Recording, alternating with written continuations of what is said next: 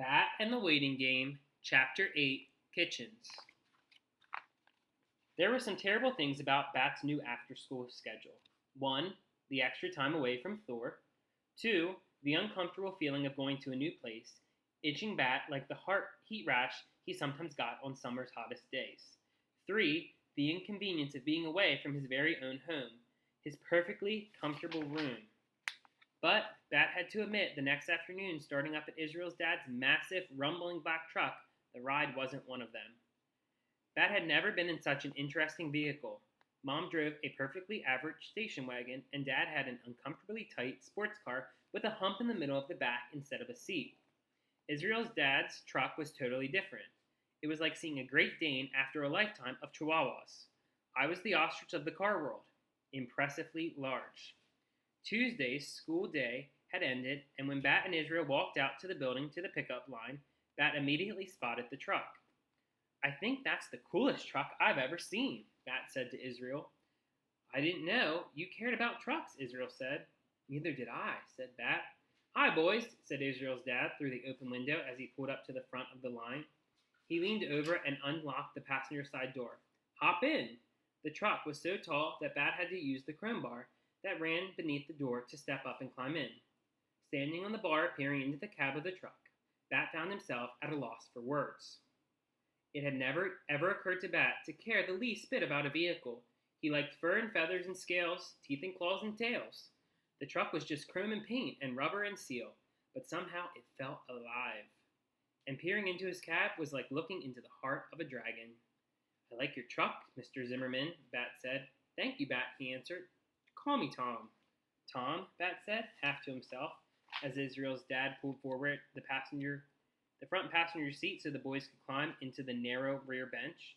It had, Bat noticed with satisfaction, 3 seat belts. He plopped himself happily into the center seat, launching his belt, and said to Tom, "Tell me everything about this truck." By the way, they pulled into Israel's driveway. 10 minutes later, Bat knew the difference between a V8 and a V6 engine. He knew what a drivetrain was and why it was better to have 4-wheel drive than 2-wheel drive. He knew that Tom's truck could tow up to 12,000 pounds, give or take a few, Tom said. And he knew with 99% surety, because that was as sure as you could be about anything, that one day he would drive a truck exactly like Israel's dad's. Tom put the car in park, and turned it off. "Here we are," he said, which normally would have prompted Bat to say something about how that was the kind of statement that really didn't mean anything, because it's always true. You could always say, "Here we are," no matter where you were, and you'd be right. But Bat didn't point that out this time. "Thank you for driving us," he said instead, remembering his manners like Mom had told him to try to do. "Any time," Tom answered, and then he said, "You're a cool kid, Bat." That was definitely the first time anyone had ever called Bat cool. Bat followed Israel into the house, putting his backpack on the kitchen counter next to where Israel sat his. Bat looked around as Israel slammed open the pantry and wrestled through it looking for a snack. It was a very different kitchen than the 2 kitchens Bat was most used to. His kitchen at home had almost empty countertops tiled in plain white squares. There was a bowl of fruit and a toaster, and that was about it. Everything else Mom kept put away, as she said, habit for keeping a clean operating room. The kitchen at Dad's apartment was pretty empty too, but for a different reason. He had only lived in the apartment for a year and a half, and he didn't really have much stuff. Israel's kitchen would have made a terrible operating room.